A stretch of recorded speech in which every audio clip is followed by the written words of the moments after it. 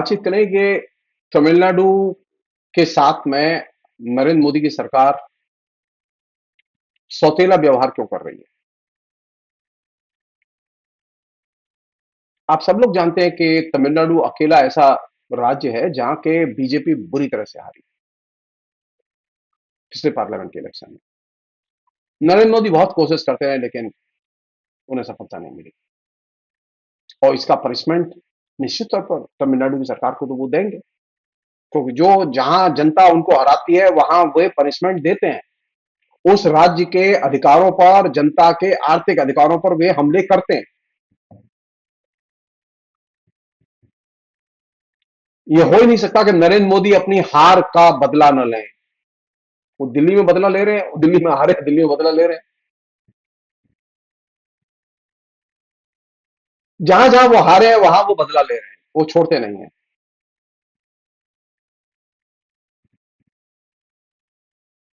तमिलनाडु के साथ में उन्होंने जो बदले की कार्रवाई की है और जो अभी तक जारी है,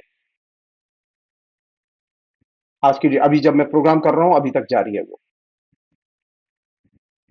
ईश्वर, भगवान राम नरेंद्र मोदी को सद्बुद्धि दें कि वे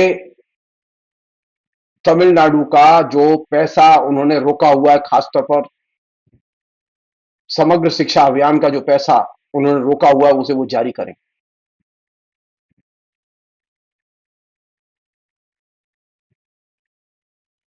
सीधे सीधे राज्यों को धमका के, जबरदस्ती करके, राज्यों के संवैधानिक अधिकारों पर हमले करके नरेंद्र मोदी शासन करना चाहते हैं और इससे राज्यों के साथ में केंद्र का टकराव बढ़ेगा।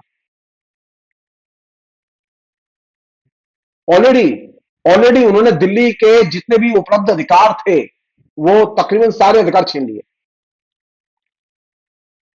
ऑलरेडी उन्होंने जम्मू कश्मीर की जनता के सारे अधिकार छीन के उसको एकदम अधिकारहीन बना दिया, एकदम केंद्र शासित राज्य में कन्वर्ट कर दिया, उसे एक संप्रभु राज्य को विभाजित कर दिया। मणिपुर को नरक बनाए हुए हैं। मणिपुर के मुख्यमंत्री के पास में अधिकार नहीं है। मणिपुर में मुख्यमंत्री तो है लेकिन मणिपुर के मुख्यमंत्री के पास अधिकार नहीं है। अधिकार उन अधिकारियों के पास है और आईएएस आईपीएस ऑफिसर्स के पास है जिनको कि दिल्ली से पोस्ट किया गया है वहां। वे लोग चला रहे हैं वहां प्रशासन।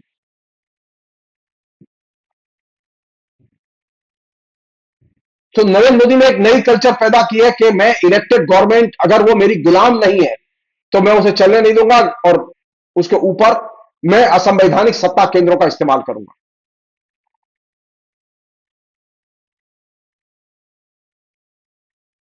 कहीं राज्यपाल इस काम को करने में उनकी मदद कर रहे हैं, कहीं वो सलाहकार जो भेजे उन्होंने भी मदद कर रहे हैं, कहीं वो डायरेक्ट सीधे सीधे बुलडोज कर रहे हैं। तो एक नए किस्म की संवैधानिक बुलडोजर कल्चर जो कि राज्यों के अधिकारों पर हमले करने वाली कल्चर है वो बहुत तेजी से संप्रसारित की जा रही है और इस पर कायदे से ध्यान देने की जरूरत है।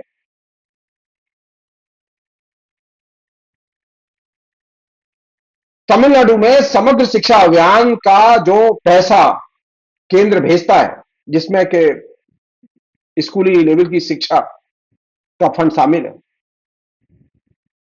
उस फंड को केंद्र ने रोक लिया है। क्यों रोक लिया है? क्योंकि तमिलनाडु की सरकार ने नई शिक्षा नीति जो 2020 में लाई गई उसका विरोध किया है।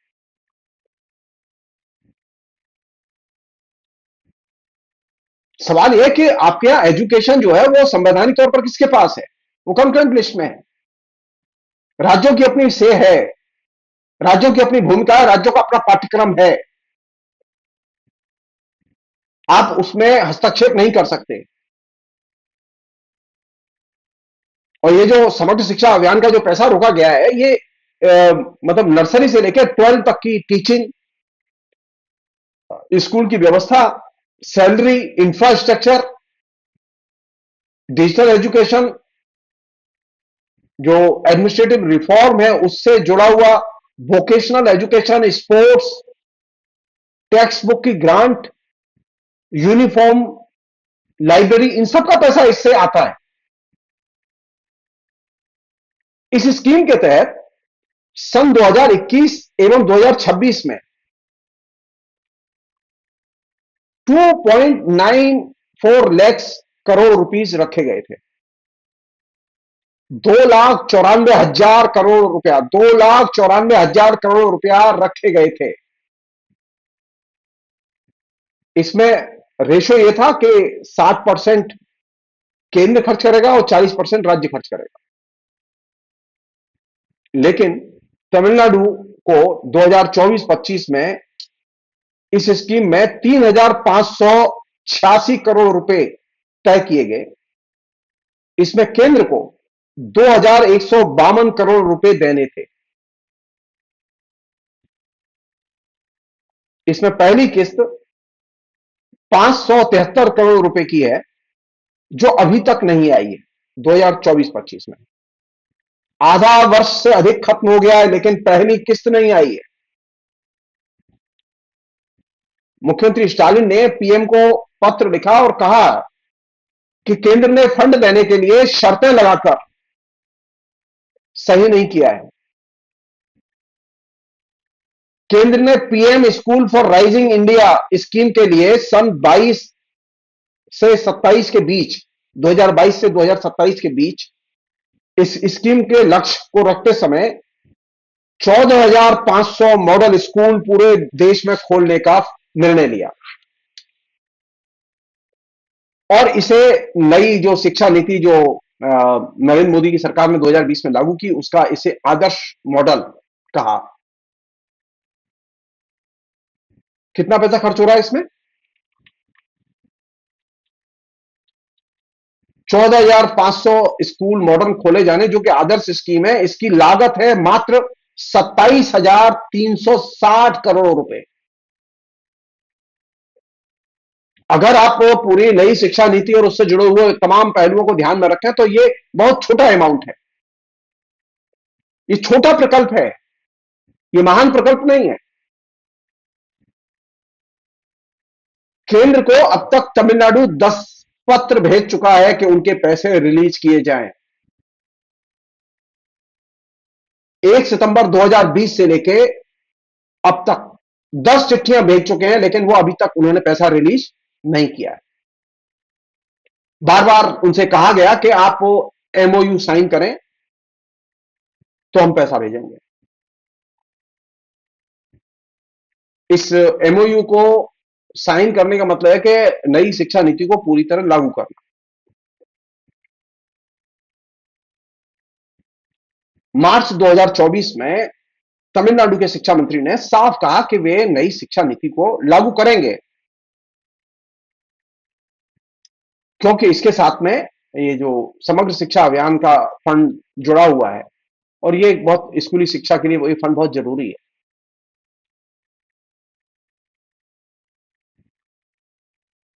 समग्र शिक्षा अभियान का जो फंड है वो सन 2023-24 के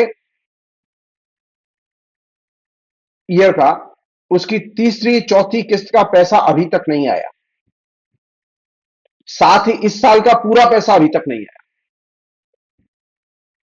जुलाई में 2024 में राज्य ने एक एमओयू साइन किया, जिसमें जो सरकार ने, केंद्र सरकार ने एमओयू भेजा, उसमें कुछ मॉडिफिकेशन करके उन्होंने साइन किया। केंद्र सरकार ने इसके बावजूद भी ये पैसा नहीं भेजा। केंद्र सरकार का कहना यह है कि जो संशोधन किए गए वो हमें स्वीकार्य नहीं है।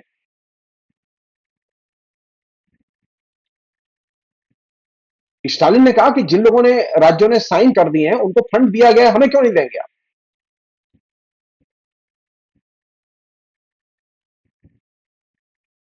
तमिलनाडु हिंदुस्तान के सबसे बेहतरीन राज्यों में से एक है और उस बेहतरीन राज्य को फंड देने से मना किया जा रहा है। वहां सबसे बेहतरीन शिक्षा व्यवस्था है, इसके बावजूद उन्हें फंड देने से मना किया जा रहा है। शर्तें लगाई जा रही हैं। कहा जा रहा है कि वो नई शिक्षा नीति लागू नहीं कर रहे हैं, इसलिए उनको पैसा नहीं देंगे। यह तर्क दिया गया कि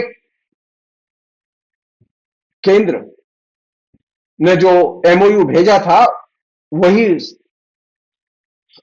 पूरा का पूरा मानना होगा, उसमें कोई संशोधन स्वीकार नहीं किया जाएगा। यहां प्रश्न उठता है कि नई शिक्षा नीति के किन पहलुओं पर और किन तर्कों से तमिलनाडु को आपत्ति है। पहली चीज जिस पर कि तमिलनाडु को आपत्ति है वो ये त्रिभाषा फार्मूले पर उनकी आपत्ति है।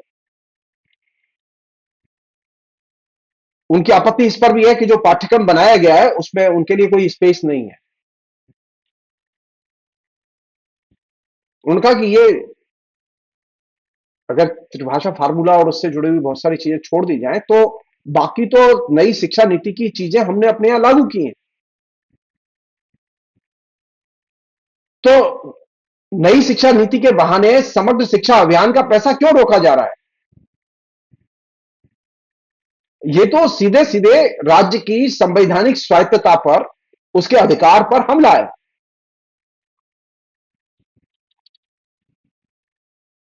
एक और चीज है जो कि इस संदर्भ में उल्लेख नहीं है, वो ये कि तमिलनाडु ने अपनी एक शिक्षा नीति बनाई हुई है, उसका मसौदा जुलाई में पेश किया गया और उसमें कहा गया है कि राज्य 5+3+2+2 पाठ्यक्रम फार्मूले को लागू करेगा। इसमें प्री स्कूली शिक्षा भी शामिल है। तमिल शिक्षा नीति में कक्षा 1 में दाखिले की उम्र 5 साल रखी गई है, जबकि राष्ट्रीय शिक्षा नीति में 6 साल कक्षा 1 में दाखिले की उम्र रखी गई है। स्नातक स्तर के दाखिले का आधार 11वीं और 12वीं के मार्क्स को बनाया गया है, उसके आधार पर ही मेरिट बनेगी दाखिले की। केंद्र का कहना यह है कि नहीं, आप मार्क्स, ये जो मार्क्स है इसके आधार पर मेरिट नहीं बना सकते, बल्कि कॉमन एंट्रेंस टेस्ट के जरिए ही जो विद्यार्थी पास करते हैं उन्हीं को स्नातक में दाखिले दिए जाएंगे, जो कि तमिलनाडु मानने के लिए तैयार नहीं है। तो ये जो कॉमन टेस्ट के जरिए ग्रेजुएशन में दाखिले दिए जाएं, ये सुझाव सीधे सीधे राज्य के क्षेत्र में हस्तक्षेप है। राज्य कैसे दाखिला देता है अपने विश्वविद्यालय में, अपने कॉलेज में, ये राज्य तय करेगा, ये आपको कोई अधिकार नहीं है। आप सजेस्ट कर सकते हैं कि ऐसा करें, लेकिन ये कंपलसरी नहीं है। उसी तरह त्रिभाषा फार्मूले पर भी आप ये नहीं कह सकते कि इसे मानना ही होगा। मसलन तमिलनाडु त्रिभाषा फार्मूले का जो विरोध कर रहा है, वो क्यों कर रहा है? आपने नई शिक्षा नीति में यह बात कही है कि शिक्षा मातृभाषा में दी जानी चाहिए, तो तमिलनाडु में जो कक्षा 5 तक की जो शिक्षा है वो स्थानीय भाषा में दी जाती है, इसमें कोई दिक्कत नहीं है। आपने कहा कि कम से कम 3 भाषाएं हर बच्चे को सिखाई जानी चाहिए, जिसमें 2 भाषाएं तमिल के अलावा भारत की पड़ोसी भाषाएं हों तमिलनाडु की। वहां के मुख्यमंत्री ने, वहां के शिक्षा मंत्री ने इस बात पर जोर दिया है कि 1968 से त्रिभाषा फार्मूला देश में चल रहा है और यह अनेक राज्यों में लागू भी है। इसमें स्थानीय भाषा संस्कृत और अंग्रेजी शामिल है। संस्कृत एक तरह से विकल्प की भाषा है जो कि खासकर हिंदी राज्यों के लिए है। और त्रिभाषा फार्मूला जब से लागू है तब से आज तक तमिलनाडु इसका विरोध करता रहा है। तमिलनाडु फ्रीडम मूवमेंट के दौरान भी त्रिभाषा फार्मूले का विरोध करता रहा है, ये नई बात नहीं है। 1930 में जब हिंदी को अनिवार्य करने की कोशिश की गई तो तमिलनाडु ने बहुत जबरदस्त विरोध किया था इसका। तमिलनाडु के स्कूलों में तमिल और इंग्लिश, ये 2 भाषाएं बच्चों को पढ़ाई जाती हैं और तीसरी भाषा के तौर पर अगर कोई बच्चा अन्य कोई भाषा चुनना चाहे तो वो अन्य भाषा चुनने के लिए स्वतंत्र है। इससे भी बड़ी चीज, जो इंपॉर्टेंट चीज है, वो ये कि नई शिक्षा नीति के 2020 के दस्तावेज में साफ कहा गया है कि त्रिभाषा फार्मूला एक तरह से लिबरल फार्मूला है। कोई भी भाषा किसी भी राज्य पर थोपी नहीं जाएगी। इसका अर्थ यह है कि त्रिभाषा फार्मूला लागू करना अनिवार्य नहीं है।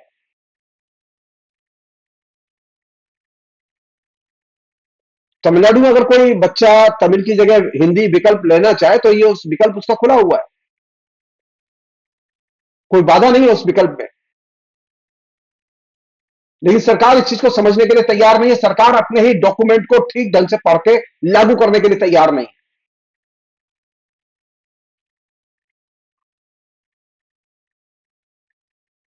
तमिलनाडु की सभी प्रमुख पार्टियां त्रिभाषा फार्मूले को एक सिरे से खारिज कर चुकी हैं।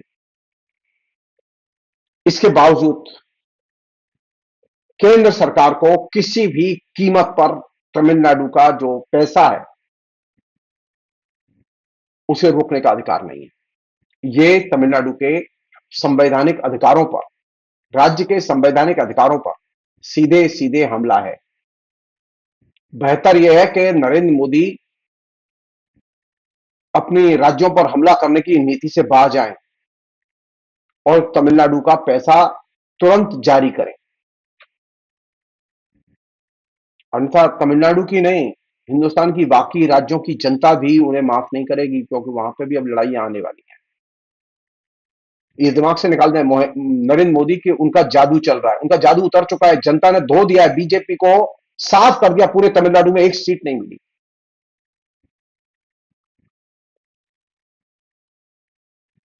नरेंद्र मोदी की जादुई इमेज के धुर्री उड़ा के रख दी तमिलनाडु की जनता ने। ये गलतफहमी दिमाग से निकाल दें वो लोग। और वहां जब आंदोलन शुरू होगा तो वो आंदोलन थमने का नाम नहीं लेगा। ये सीधे सीधे राज्यों के अधिकारों पर हमला है और ये हमले रोके जाने चाहिए। आशा है ये कार्यक्रम आपको पसंद आया होगा। इस वीडियो को ज़्यादा से ज़्यादा शेयर करें, लाइक करें और कमेंट करके बताएं आपकी राय क्या है। और अगर आपने हमारा यूट्यूब चैनल अभी तक सब्सक्राइब नहीं किया है तो तुरंत इसको सब्सक्राइब कर लीजिए और बेल आइकन भी दबा दीजिएगा, ताकि अगली जब वीडियो अपलोड हो तो आपके पास इसका नोटिफिकेशन पहुंच सके। और अगर आपने हमारा फेसबुक पेज फॉलो नहीं किया है, फेसबुक पेज को भी फॉलो करें। धन्यवाद।